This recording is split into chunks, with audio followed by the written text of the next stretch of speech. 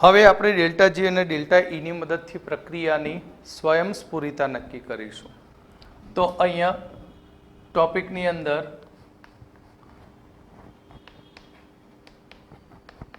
પ્રક્રિયાની સ્વયંસ્ફુરિતા. તો સ્વયંસ્ફુરિતા માટે સૂત્ર છે કે ડેલ્ટા જી બરાબર -NF ઈ સેલ. ક્લિયર? તો અહીં બે વસ્તુ, એક સ્વયંસ્ફુરિત છે, સ્વયંસ્ફુરિત એટલે આપમેળે થાય. કોઈ પણ બાહ્ય પરિબળ વગર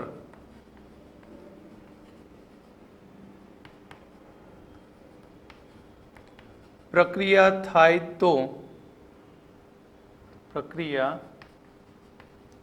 થાય તો ડેલ્ટા જી નેગેટિવ અને ઈ સેલ પોઝિટિવ હોય છે. યાદ રાખજો એમસીક્યુ માટે. સ્વયંસ્ફુરિત પ્રક્રિયા માટે ડેલ્ટા જી એ તો થર્મોડાયનેમિક્સમાં પણ ભણી ગયા. ડેલ્ટા જી કેવો હોય? નેગેટિવ. બરાબર. બિન સ્વયંસ્ફુરિત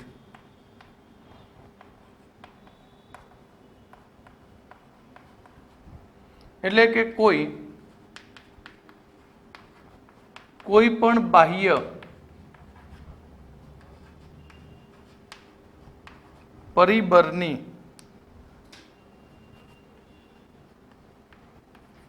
અસર હેઠળ પ્રક્રિયા થાય તો તેને બિન સ્વયંસ્ફુરિત કહેવાય, જેના માટે ડેલ્ટા જી પોઝિટિવ હોય અને ઈ સેલ એ નેગેટિવ હોય છે. એટલે બંને પરસ્પર ઓપોઝમાં હોય છે. બંને પરસ્પર કેવા હોય? વિરુદ્ધમાં હોય છે. તો અહીં આપણે એક એક્ઝામ્પલ જોઈશું કે A plus B3 plus gives A2 plus B.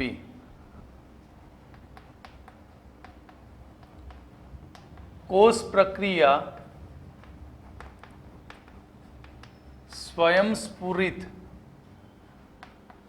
છે કે નહીં તે ચકાસો. તો અહીં આપણા જોડે A plus A2 plus A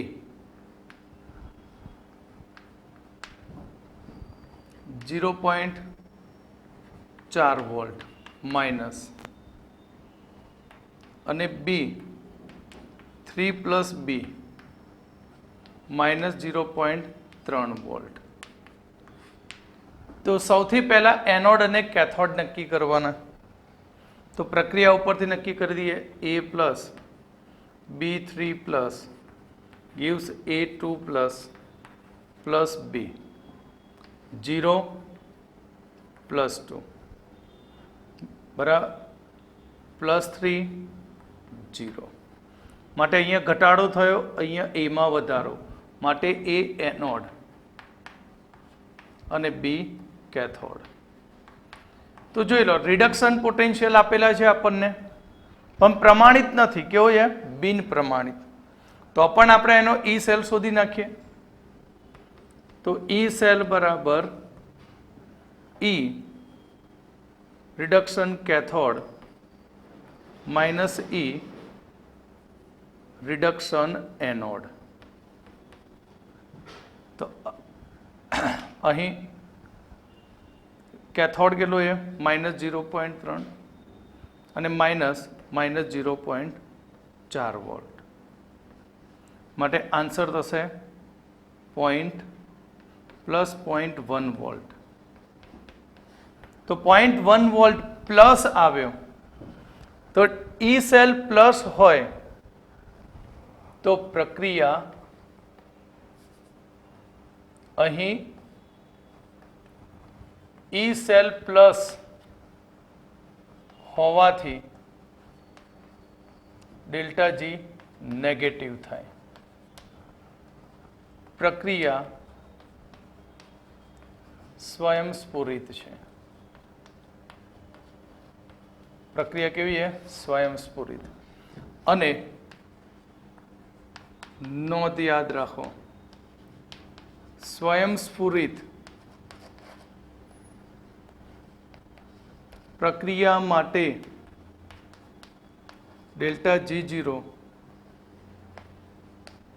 લેવામાં આવતો નથી. એટલે ડેલ્ટા જે ગિબ્સ છે એ પ્રમાણિત લેવામાં આવતી નથી. ક્લિયર?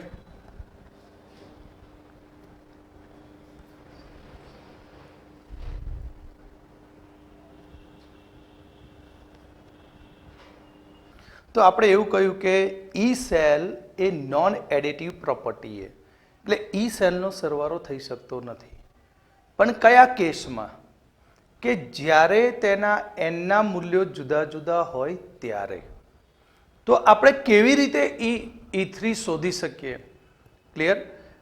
એક સિમ્પલ અહીંયા આપણે જે ઉદાહરણ લીધું હતું એ ટેકનિકનો ઉપયોગ કરીને તમે એની આધારિત કોઈપણ પ્રકારના MCQને સોલ્વ કરી શકશો. બરાબર? તો અહીં આપણે નોન એડિટિવ પ્રોપર્ટી એનું ઉદાહરણ આપણે જે જોયું હતું એ જ એક્ઝામ્પલ ફરીથી લઈશું. તો એક્ઝામ્પલ કે A gives A plus electron જેનો E1 છે X પ્લસ X વોલ્ટ છે. ક્લિયર? બીજું ઇક્વેશન આ રીતે હતું કે A plus gives A3 plus 2 electron E2 plus Y volt હતું. અને ત્રીજું ઇક્વેશન આ રીતે બને, બંનેનો સરવાળો A gives A3 plus 3 electron. તો આનો E3 કેટલો થાય તે આપણે શોધવું છે. તો આપણે જાણીએ છીએ કે ઈ સેલ એ વિશિષ્ટ ગુણધર્મ છે, પણ જી તો માત્રાત્મક છે ને, તો ઈ સેલને જીમાં કન્વર્ટ કરી દઈએ. અને આપણા જોડે સૂત્ર છે ઈને શેમાં કન્વર્ટ કરી દેવાનો? જીમાં. તો ફર્સ્ટ પ્રક્રિયા માટે A gives A plus electron જેનો E1 છે X વોલ્ટ માટે n બરાબર 1 થશે. અહીંયા n બરાબર કેટલો થશે? 1.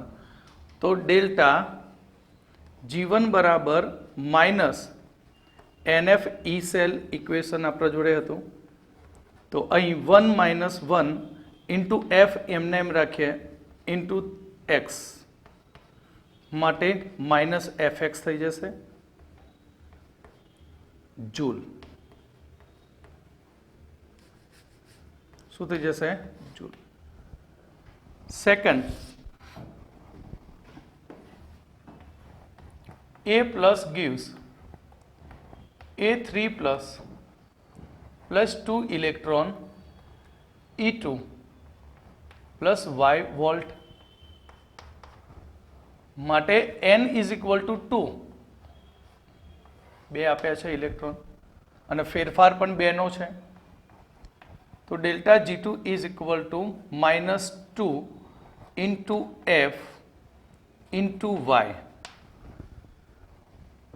માટે -2 FY જૂલ. ત્રીજું equation A gives A3 plus 3 electron minus. તો n ઇઝ ઇક્વલ ટુ 3. આપણે A3 શોધવો છે તો અહીંયા આપણે G3 is equal two -n E3 મૂકી દઈએ તો -3 F E3 થઈ ગઈ ઇક્વેશન. હવે આપણે G3 એટલે શું? G3 એટલે આ બંનેનો શું છે? સરવાળો. G3 શું બતાવે? બંનેનો સરવાળો બતાવે. તો G3 is equal to G1 plus G2. तो G3 minus 3 FE3 is equal to minus FX minus 2FY. तो जो FF तो बधामां फेराडे कॉमन काढी दीए तो FF कैंसल आउट थई जाए અને માઇનસ ને પણ કાઢી નાખીએ તો 3E3 સમજણ પડી x plus 2y માટે E3 is equal to x plus 2y by 3 આટલા વોલ્ટ આપણને પોટેન્શિયલ મળે. ક્લિયર? બહુ જ સહેલું છે. બરાબર. શું કરવાનું કે 3 ઇક્વેશન આપી હોય તો એમાં 2 ઇક્વેશનમાં તમે સરવાળો કરશો એટલે ખબર પડી જશે પોઝિટિવ આયન બંનેમાં સરખો હશે એટલે એ નીકળી જશે. એટલે આનો E1 E2 એના બંનેના G1 G2 શોધી નાખીએ અને આનો G3 બનાવીએ. પછી G1 અને G2 નું શું કરી દઈએ? સરવાળો અને G3. અને અહીંયા જે ઇક્વેશનો મળી એ ઇક્વેશનમાં કોઈ ગણતરી નહીં કરવાની. લાસ્ટમાં અહીંયા બધો ચેન્જીસ આવી જશે એક સાથે. ઓકે?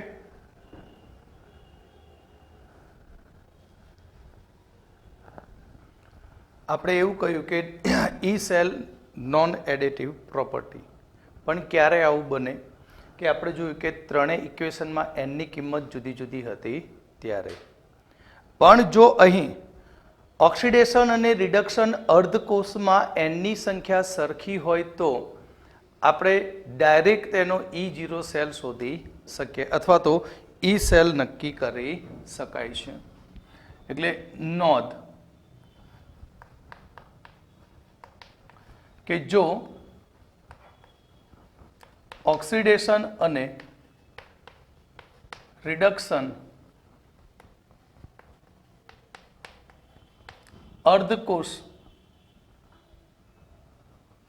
ની પ્રક્રિયામાં એનનું મૂલ્ય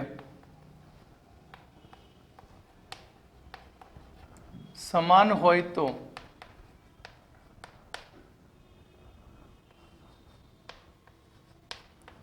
બંને પ્રક્રિયાનો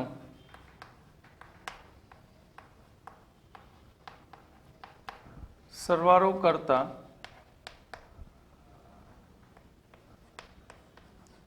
ઈ સેલ મળે છે.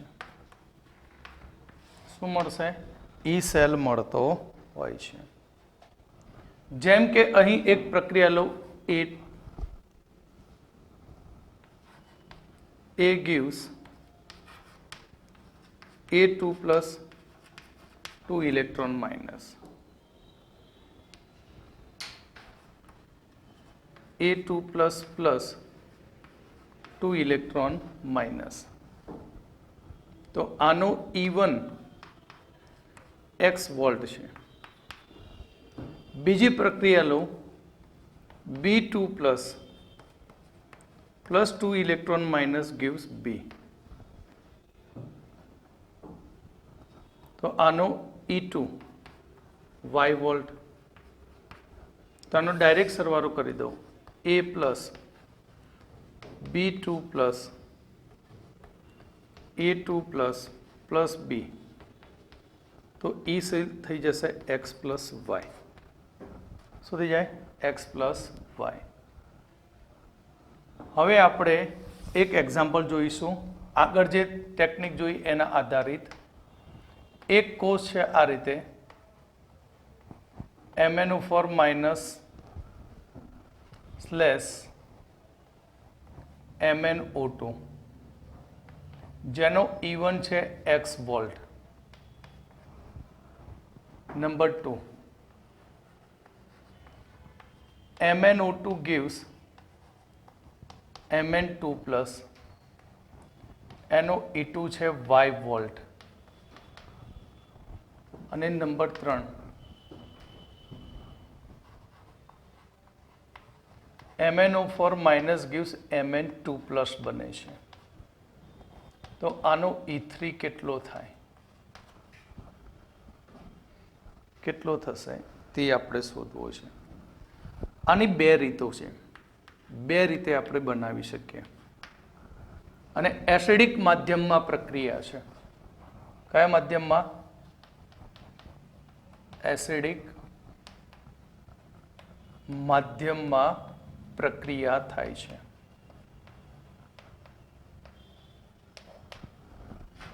તો પહેલી રીત તમે વિચારી નહીં શકો એવી અનબિલીવેબલ, એક જ સ્ટેપમાં કેવી રીતે? આનો ઓક્સિડેશન આંક સુધી નાખો. -2 + 4, આનું થશે +7. કેટલો તફાવત છે બંનેમાં? 3નો છે. કેટલો તફાવત? 3નો. તો નંબર 1, પહેલી પ્રક્રિયા માટેનું વેલેન્સ ફેક્ટર 3. પહેલી પ્રક્રિયા માટે વેલેન્સ ફેક્ટર 3 માટે એનું જીવન 3f(x) વોલ્ટ થઈ જશે. ડાયરેક્ટ એક આવી ગયું. આ એમસીક્યુ માટેની રીત છે. વેલેન્સ ફેક્ટર બીજા માટે +2 અને આ થશે +4. તો +2 + 4 2, વેલેન્સ ફેક્ટર 2. તો આનો G2 થઈ જશે 2fy. ત્રીજા માટેનું MnO4 માઇનસ છે. તો આ થશે +7, આ થશે +2. કેટલો ફેરફાર? 5નો. એટલે એનો વેલેન્સ ફેક્ટર હું 5 કહીશ. ઓક્સિડેશન આંકનો ફેરફાર VF, વેલેન્સ ફેક્ટર. તો ડેલ્ટા G3 કેટલો થશે? તો 5y(E3). E3 આપણે શોધવાનો છે. હવે મળી જાય. શું કરીશું? G3 is equal to G1 plus G2. તો 5f(E3) is equal to 3fx plus 2fy. Clear? FF તો કેન્સલ આઉટ થઈ જશે. તો E3 કેટલો? તો આપણને ડાયરેક્ટ આન્સર મળી જાય E3. E3 is equal to 3x plus 2y upon 5. આ રીતે ડાયરેક્ટ શોધી શકાય. જ્યારે નીટ કે જીની એક્ઝામમાં બેઠા હોય, એડવાન્સની એક્ઝામમાં, ત્યારે આ રીતે ડાયરેક્ટ આનો આન્સર આ રીતે સીધો કોષ જોઈ લેવાનો, અર્ધકોષ. બંને બાજુ ઓક્સિડેશન આંક સુધી નાખો. ફેરફાર શું થાય એ VF ગણો. VF ગણીને એના પોટેન્શિયલ સાથે ગુણી દો એટલે સીધો G1. એ જ પ્રમાણે અહીંયા આપણે કર્યું G2. એ જ પ્રમાણે અહીંયા આનું G3. અને જે શોધવાનું છે એને બધાની આગળ મૂકી દો. G3 = G1 plus G2. Answer આપણને મળી જાય ત્રીજાનો કોષ પોટેન્શિયલ વોલ્ટમાં.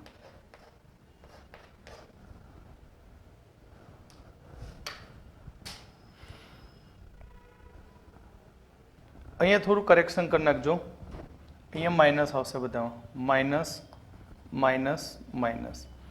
બરાબર? અહીંયા તમે લાસ્ટમાં માઇનસ માઇનસ કાઢી નાખશો તો વાંધો નહીં. ક્લિયર? પણ જ્યારે તમારા બોર્ડની એક્ઝામની અંદર આ એક્ઝામ્પલ ગણવાનો હોય ત્યારે, તો બોર્ડની એક્ઝામની અંદર આ એક્ઝામ્પલ ગણવાનો હોય ત્યારે ઇક્વેશનને બધું લખવું પડે. તો હવે આના ઇક્વેશન બનાવીએ. નંબર 1 જુઓ, MnO4 માઇનસ, વચ્ચે લાઈન એટલે તીર, એરો, MnO2. કયા માધ્યમમાં? એ એસિડિક. હવે રેડોક્સ મુજબ આપણે ગણી નાખીએ. જુઓ, રેડોક્સ પ્રમાણે અહીંયા O ગણીએ કેટલા? 4. અહીંયા કેટલા છે? 2. તો સંતુલનમાં 2H2O. શું થયા? 2H2O થઈ ગયા 4. કેટલા હાઇડ્રોજન ઉમેર્યા? H2O કેટલા થયા? 4. તો અહીંયા બેલેન્સ માટે 4H+ હાઇડ્રોજન ઉમેર્યા. ઓકે, 4 હાઇડ્રોજન ઉમેર્યા તો આ બાજુ વીજભાર 0, અહીંયા શું છે -1 +4, તો +3 વધ્યા, +3 વધ્યા માટે 3 ઇલેક્ટ્રોન ઉમેરી દીધા. કેટલા ઇલેક્ટ્રોન? 3. સરવારે કથા એ જ થઈ. n બરાબર કેટલા આવ્યા? 3. n બરાબર 3 થયા અને એનો E સેલ કેટલો છે? તો E1 આનો કેટલો છે? x volt. કેટલો છે? x volt. તો આનો G1 કેટલો થઈ જાય? તો ડેલ્ટા G1 થશે -NF E સેલ E1, તો -3 F x joule. First answer આવી ગયો. એ જ થયું. ક્લિયર? પણ જ્યારે બોર્ડની એક્ઝામ હોય ત્યારે આ રીતે ગણતરી બતાવવી પડે. હવે આની MnO2 gives શું બનશે? Mn2+. ઓક્સિજન કેટલા? 2, તો 2H2O. તો કેટલા H થયા? 4. 4H એટલે 4H+. 4H+, +2 +4. તો સામે ઉડાડીએ આપણે ++, તો કેટલા વધ્યા? +2. તો અહીંયા આપણે 2 ઇલેક્ટ્રોન મૂકી દઈશું. તો N = 2, E1 = y volt. Okay, માટે delta G2 = -2 Fy joule. Direct લખી દઈએ આપણે. હવે આપણે ત્રીજું ઇક્વેશન, MnO4- gives Mn2+. કેટલા ઓક્સિજન? 4. એટલે ઓક્સિજનના સંતુલન માટે H2O 4 ઉમેરી દીધા. 4 H2O ઉમેરતા 8 H+ થયા, તો 8 H+. તો જુઓ અહીંયા 8 + અને એક માઇનસ, કેટલા વધ્યા? 7. +7 સામે +2, તો કેટલા બાકી રહ્યા? +5. તો અહીંયા 5 ઇલેક્ટ્રોન, માટે N = 5. આ E2 છે. તો E3 આપણે શોધવો છે. શું શોધવું છે? E3. માટે ડેલ્ટા G3 બરાબર -5F E3. તો હવે G3 બરાબર G1 + G2. તો G3 -5 F E3 -3 Fx plus -2 Fy. FF cancel થઈ જશે અને માઇનસ પણ કેન્સલ થઈ જાય, માટે E3 આન્સર કેટલો થશે? તો 3x + 2y / 5. આ થયો આન્સર. ઓકે, તો બે રીતે આ રીતે ગણ્યા. શોર્ટ રીતે ડાયરેક્ટ ઓક્સિડેશન આંક શોધીને તમે ડાયરેક્ટ ગણો. ઇક્વેશન બનાવીને ગણવું હોય તો આ રીતે ગણી શકાય. હવે આપણે આગળ વધીએ. ઈ સેલ અને E0 સેલ વચ્ચેનો સંબંધ અથવા તો નર્નસ્ટ સમીકરણ કેવી રીતે બન્યું તે જોઈએ. તો અહીં નવો ટોપિક છે. ઈ સેલ અને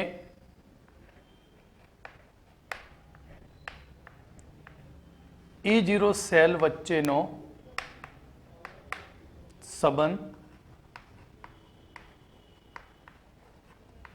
અથવા નર્નસ્ટ સમીકરણ.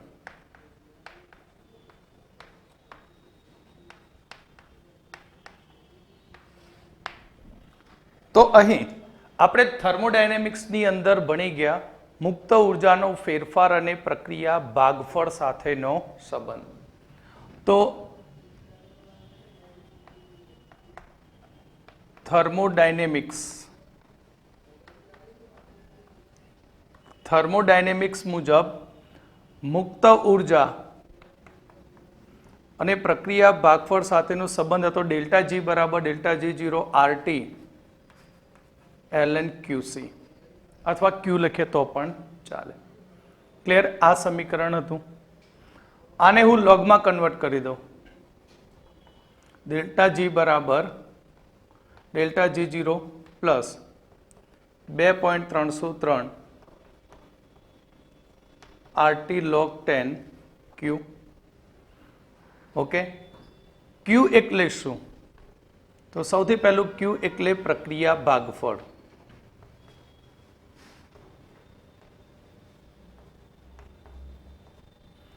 ડેલ્ટા જી એટલે મુક્ત ઉર્જાનો ફેરફાર.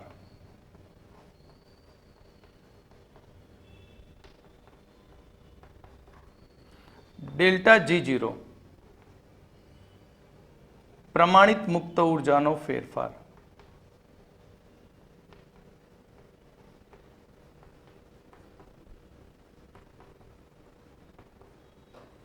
ક્લિયર? અને આપણે ડેલ્ટા જી અને ડેલ્ટા જી 0 ના પોટેન્શિયલ સાથેના સૂત્રો જાણીએ છીએ કે delta minus NF E cell is equal to minus NF E0 cell plus 2.303 RT log Q. Clear? અહીંયાથી માઇનસ દૂર કરી દઉં તો અહીંયા માઇનસ થઈ જાય અને NF વડે સમીકરણને ભાગી દેતા શું કરીએ? માઇનસ દૂર કરીએ તો અહીંયા પ્લસ માઇનસ બની જાય અને NF વડે ભાગીએ તો E સેલ બરાબર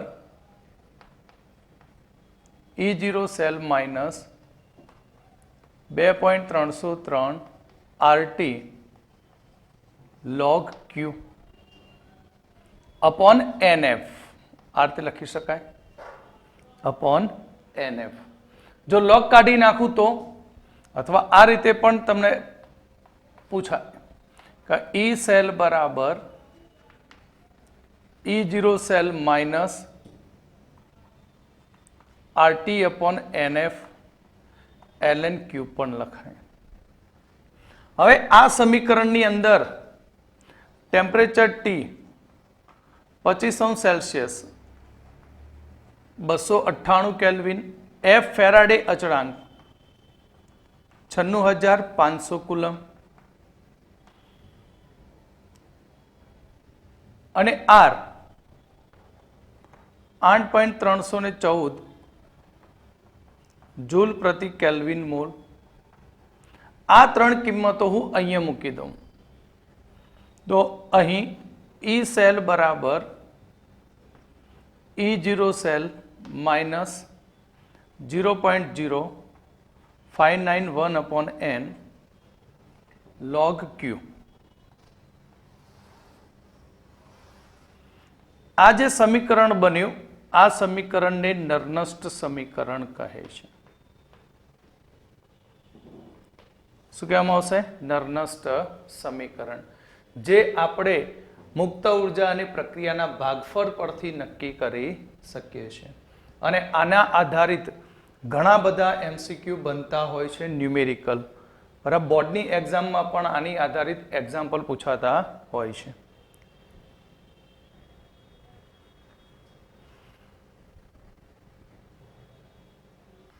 તો અહીંયા આપણે નર્નસ્ટ સમીકરણ મેળવ્યું. E સેલ બરાબર E0 cell minus 0.0591 upon N log QC અથવા Q. તો આ નર્નસ્ટ સમીકરણ E cell is equal to E0 cell minus 0.0591 by N log Q. અહીં તમે જુઓ Q બદલાય તો E સેલ બદલાય, પરંતુ E0 સેલ બદલાતો નથી. ઓકે, તો હવે આ નર્નસ્ટ સમીકરણને આપણે રિડક્શન અર્ધકોષ અને ઓક્સિડેશન અર્ધકોષ માટે બનાવીએ તો કેસ 1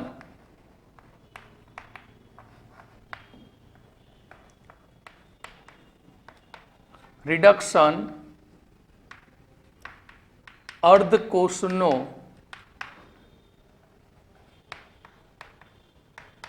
રિડક્શન પોટેન્શિયલ,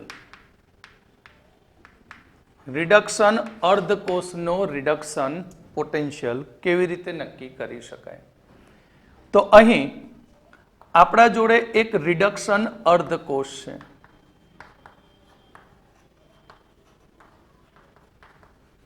રિડક્શન અર્ધકોષ છે m n plus less m. Clear? તો રિડક્શન અર્ધકોષ છે માટે તેમાં કઈ પ્રક્રિયા થશે? રિડક્શન પ્રક્રિયા. તો રિડક્શન પ્રક્રિયા માટે લખીએ તો m n plus aqueous plus n electron minus gives m solid. m solid થશે. તો અહીં પ્રક્રિયા ભાગફળ Q એટલે શું? Q એટલે નિપજની સાંદ્રતા છેદમાં પ્રક્રિયકની સાંદ્રતા. આ એક્વિયસમાં છે. અહીં m સોલિડમાં એ અને રાસાયણિક સંતુલનમાં ભણી ગયા ઘન પદાર્થની સાંદ્રતા તેની ઘનતા ઉપર આધાર રાખે અને ઘનતા જે તે તાપમાને કેવી હોય? અચળ. નિયત તાપમાને ઘનતા કેવી હોય છે? અચળ. એટલે અહીં m સોલિડ ની સાંદ્રતા ઘન પદાર્થની સાંદ્રતા 1 molar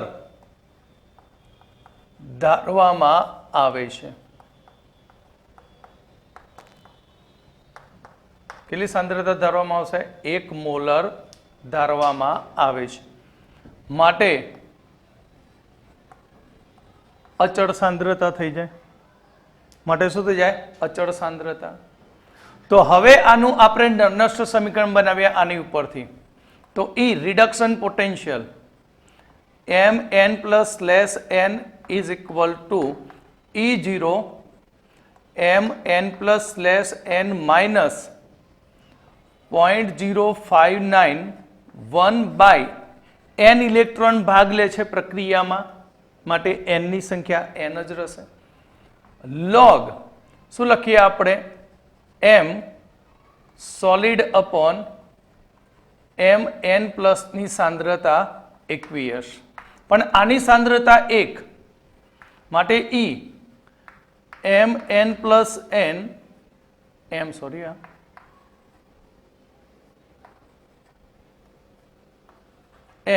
is equal to E0 m minus 0.0591 upon n log 1 upon m n plus. આ રીતે તમે કોઈ પણ રિડક્શન કરતા કોઈ પણ કોષ આપ્યો હોય તો એ કોષના રિડક્શન પોટેન્શિયલ માટે સમીકરણ લખી શકાય. શાના માટે? રિડક્શન પોટેન્શિયલ માટે. આ હતો આપણો કેસ 1. ક્લિયર? કે રિડક્શન અર્ધકોષ હતો અને એ રિડક્શન અર્ધકોષમાં નો રિડક્શન પોટેન્શિયલ આપણે શોધવું હતું. બરાબર? મેં અર્ધકોષના 4 નામ આપ્યા હતા. ઓક્સિડેશન પામતો હતો ઓક્સિડેશન અર્ધકોષ, નેગેટિવ અર્ધકોષ, લેફ્ટ સાઈડ અર્ધકોષ. ક્લિયર? એ જ પ્રમાણે અહીંયા મેં રિડક્શન લીધું તો રિડક્શન અર્ધકોષ નામ આપ્યું.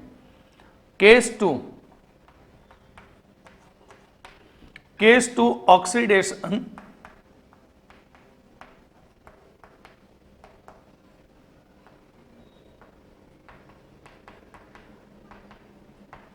અર્ધકોષનો મારે ઓક્સિડેશન પોટેન્શિયલ શોધવું છે.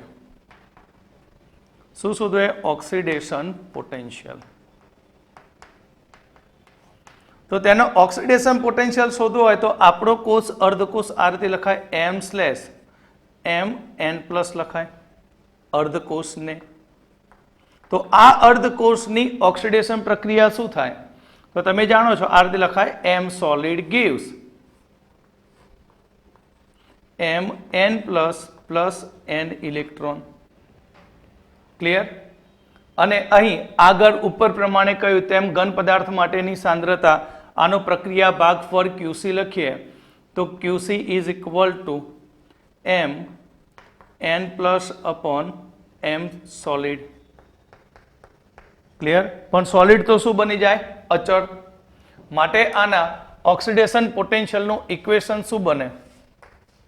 તો આના ઓક્સિડેશન પોટેન્શિયલનું equation E m n plus બિન પ્રમાણિત કોષ કહેવાય. આ તેનું પ્રમાણિત potential m n plus minus નીચે લખીશ 0.0591 અપોન n log.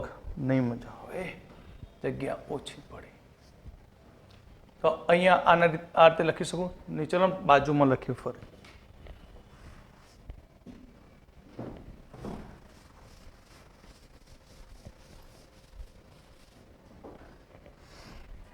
તો હવે આના વિશે લખીએ આપણે.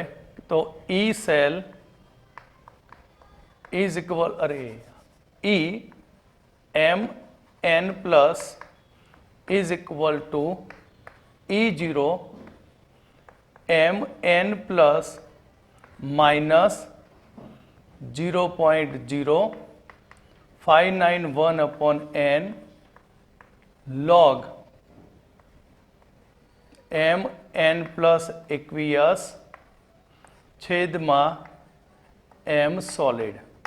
પણ આ તો અચળ થઈ જાય માટે ઇક્વેશન શું થશે? તો E m n plus E0 m n plus minus 0.0591 upon n log m n પ્લસની સાંદ્રતા. તો આ બન્યું અર્ધકોષ, ઓક્સિડેશન અર્ધકોષ અને રિડક્શન અર્ધકોષનું પોટેન્શિયલ શોધવા માટેના નર્નસ્ટ સમીકરણ.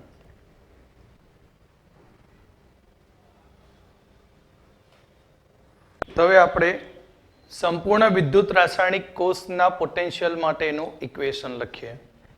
બરાબર? તો કેસ નંબર 3.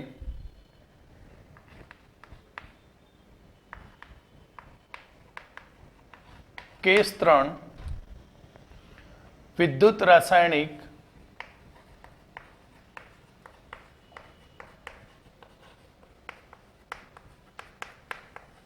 કોષ.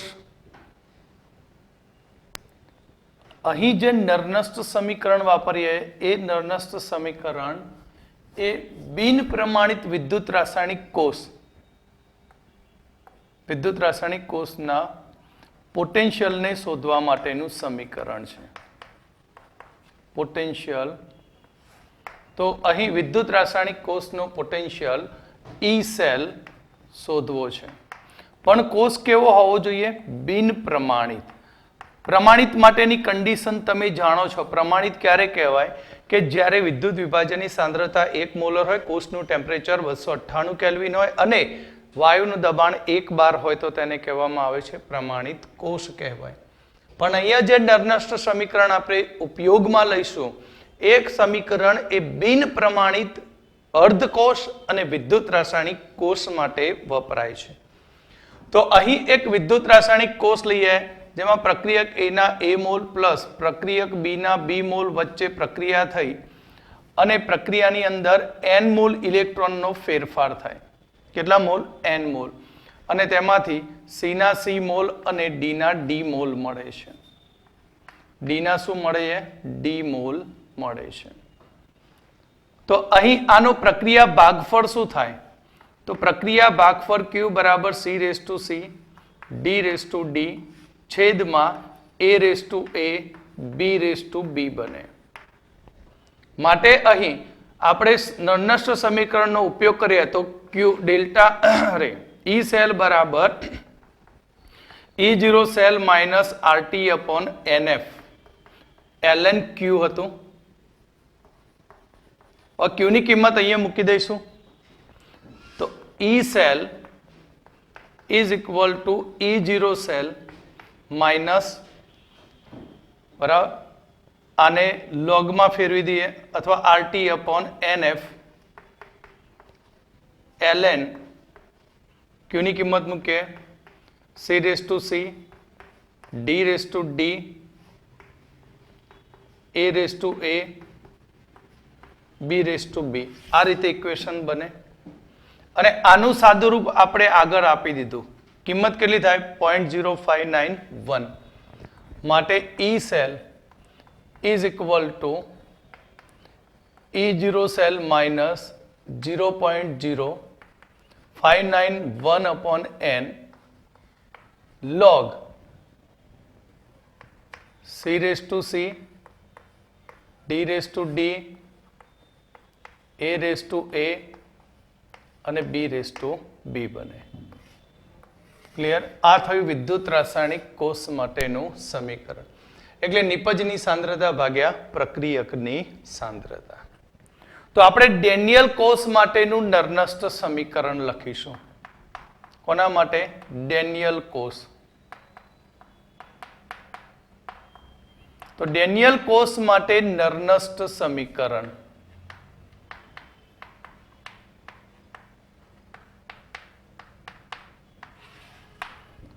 તો ડેનિયલ કોષના નરનસ્ટ સમીકરણની અંદર આપણે કેથોડનો રિડક્શન પોટેન્શિયલ લખવો છે કેથોડ ધ્રુવ શું લખવો છે એનો રિડક્શન પોટેન્શિયલ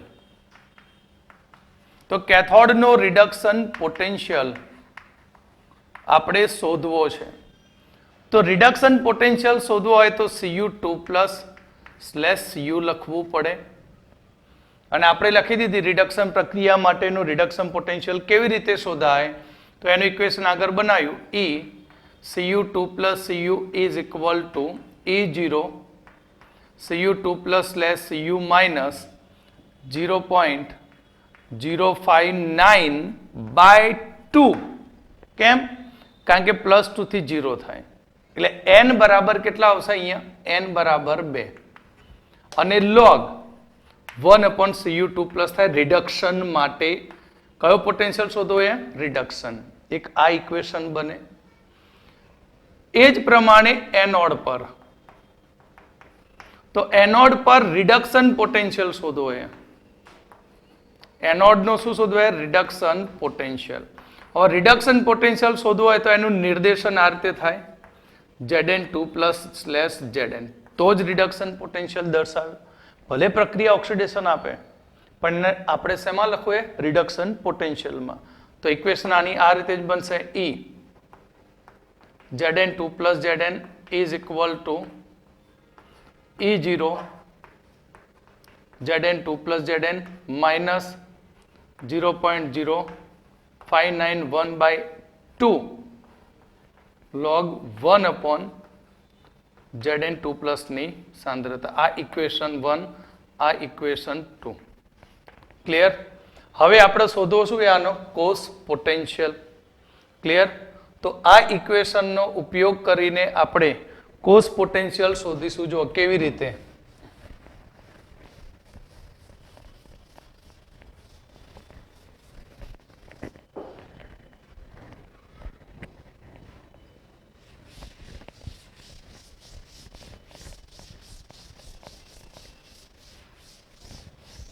તો આપણે કોષ પોટેન્શિયલ શોધવાનું નરનસ્ટ સમીકરણ છે બરાબર તો એ નરનસ્ટ સમીકરણ પ્રમાણે E સેલ એટલે શું તમે જાણો છો E કેથોડ Cu2+Cu નો potential minus E anode Zn2+ નો પોટેન્શિયલ આ સૂત્ર તો આપણે જાણીએ ને કોષ પોટેન્શિયલ શોધવાનું reduction cathode minus reduction anode એ સમીકરણ છે હવે આ જે કિંમતો સમીકરણ છે એ બંને સમીકરણો આની અંદર મૂકી દઈએ બરાબર તો અહીંયા ફર્સ્ટ Cu2+ વાળું સમીકરણ મૂકું છું જુઓ તો Cu2+Cu minus 0.0591 by 2 log 1 upon Cu2 plus નું concentration minus E0 Zn2 plus Zn નીચેનું ઇક્વેશન માઇનસ માઇનસ શું થઈ જશે plus 0.059 by 2 log 1 upon Zn2 plus. Okay, હવે આ ઇક્વેશન બે એક બાજુ લાવી દઈએ તો E Cu2 plus Cu minus E0 Zn2 plus Zn. Okay, આ પદ બંને એક સાઈડ લઈ અને 0.059 બાદ કરીને માઇનસ બહાર મૂકી દઈએ. માઇનસ શું કરીએ? બહાર કાઢી લઈએ તો 0.0591 by 2 log 1 upon Cu2 plus ની સાંદ્રતા minus log 1 upon Zn2 plus ની સાંદ્રતા. આને તો શું કહેવાય? E0 સેલ કહેવાય. આ બિન પ્રમાણિત કોષના પોટેન્શિયલનો તફાવત. આ પ્રમાણિત માટેનો માટે E cell is equal to E0 cell minus 0.0591 by 2 log common કરી દઈએ તો માઇનસ ટર્મ હોય તો શું થઈ જાય? ભાગાકાર થાય. ભાગાકાર થાય એટલે 1 upon Cu2 plus ભાગ્યા 1 upon Zn2 plus. એટલે Zn કયા નંબરે આવે? ચોથા. ચોથો હંમેશા ઉપર ચડી જાય. ચોથો ક્યાં ચડી જાય? ઉપર. એટલે Zn2 plus ઉપર આવશે અને Cu2 plus નીચે આવશે. તો આ થયું ડેનિયલ કોષ માટેનું નર્નસ્ટસ સમીકરણ. કોના માટેનું? ડેનિયલ કોષ માટેનું નર્નસ્ટસ સમીકરણ. પણ આપણે તો હંમેશા નર્નસ્ટ સમીકરણ કયું વાપરીશું? E સેલ બરાબર E0 cell minus 0.059 by n log QC નું સમીકરણ વાપરીશું. પ્રક્રિયા ભાગફળ ઉપરથી જ આપણે દાખલા ગણવાની શરૂઆત કરીશું. હવે આપણે એક બિન પ્રમાણિત વિદ્યુત રાસાયણિક કોષનો પોટેન્શિયલ શોધતા શીખીશું નર્નસ્ટ સમીકરણ દ્વારા. અહીંયા એક સિમ્પલ મેથડથી દાખલો આખો ગણેલો છે.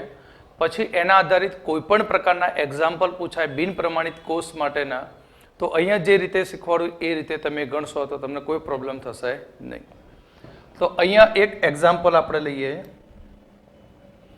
કે એક્ઝામ્પલ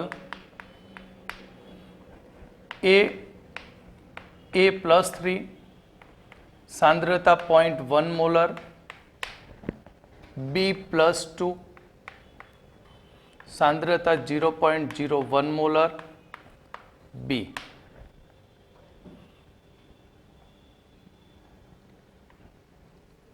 તથા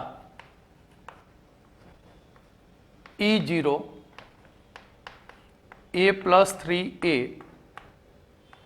minus 0.7 volt અને E0 B+2 minus 0.4 volt. તો કોષનો પોટેન્શિયલ E સેલ શોધો. કોષનો પોટેન્શિયલ E સેલ શોધો. તો અહીં રકમની અંદર તમે જુઓ તો કોષની અંદર આયનોની સાંદ્રતા 1 મોલર નથી, પણ સાંદ્રતાઓ કેવી છે? જુદી જુદી છે.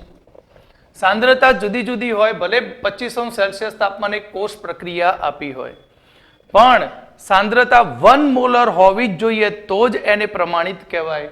માટે આ કોષ બિન પ્રમાણિત બને. અને બિન પ્રમાણિત કોષની અંદર પોટેન્શિયલ શોધવા માટે ફર્સ્ટ સ્ટેપ, પહેલું નંબર 1, નંબર 1 શોધવાનો કોષનો E0 સેલ. તો પ્રમાણિત સ્ટાન્ડર્ડ પોટેન્શિયલ કેટલો? તો અહીંયા એનોડ કોણ છે? A, કેથોડ છે B.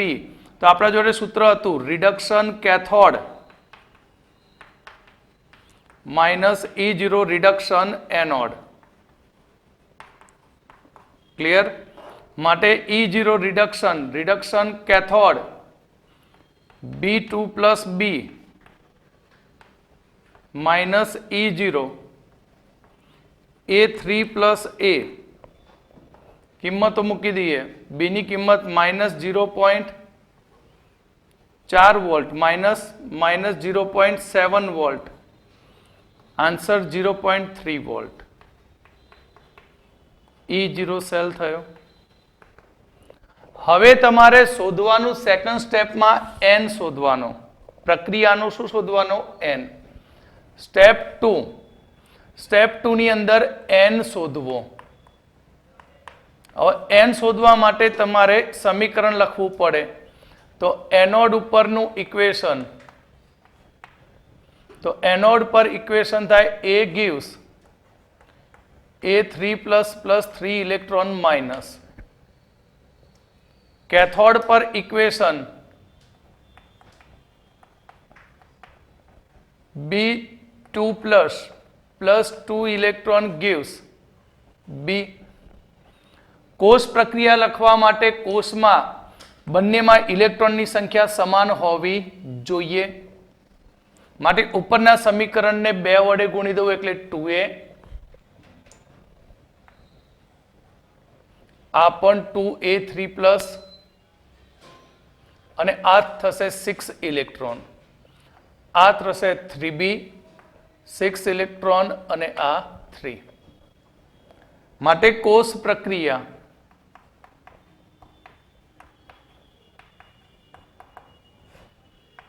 તો કોષ પ્રક્રિયા 2A plus 3B2 plus gives 2A3 plus 3B. Concentration લખી દઈએ. B ની સાંદ્રતા કેટલી? 0.01 મોલર. આની સાંદ્રતા 0.1 મોલર. ઓકે. તો અહીં કેટલા ઇલેક્ટ્રોનની હેરફેર બતાવે? 6. તો આપણને N બરાબર 6 મળી ગયા. હવે થર્ડ સ્ટેપની અંદર પ્રક્રિયા ભાગફળ શોધવો.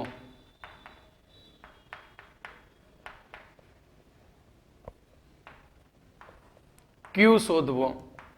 Q શોધવા માટે મેં આગળ કહ્યું કે સોલિડ અને લિક્વિડ હોય તો તે ગણાતા નથી.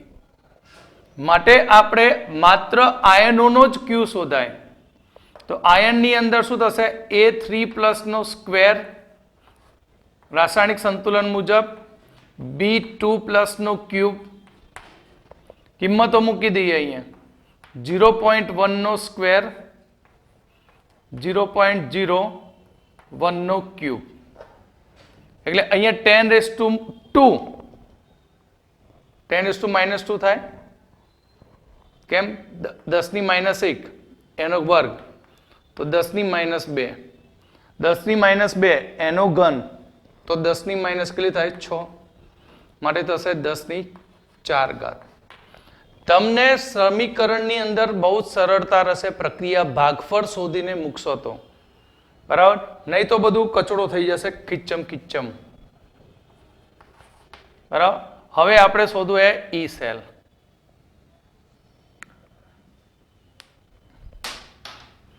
તો E cell is equal to E0 cell minus 0.0591/2/6.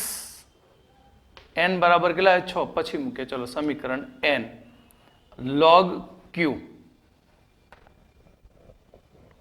Okay. તો હવે આની કિંમતો મૂકીએ. 0.3 minus 0.0591/6 log 10⁴. અને તમે જાણો છો 10⁴ 4 આગળ ગુણાય અને 10 નો log કેટલો થાય 1 માટે E cell is equal to 0.3 minus 0.0591 by 6 into 4 કારણ કે log 10 is equal to 1.00 થાય. હવે આનું સાદું રૂપ આપી દો એટલે તમને કોષનો પોટેન્શિયલ વોલ્ટમાં મળી જશે. ઈ સેલ કયો કોષ કહેવાય? બિન પ્રમાણિત. તો બિન પ્રમાણિત કોષ આપેલો હોય અહીંયા કોઈ પણ તો આને 4 સ્ટેપમાં ગણવાનો. ફર્સ્ટ સ્ટેપમાં E0 સેલ શોધી નાખવાનો, સેકન્ડ સ્ટેપમાં કોષ પ્રક્રિયા પરથી n નક્કી કરવાનો, થર્ડ પ્રક્રિયા ભાગફળ શોધવાનો અને એ પ્રક્રિયા ભાગફળને અહીંયા મૂકી દો, આન્સર આવી જશે. ક્લિયર?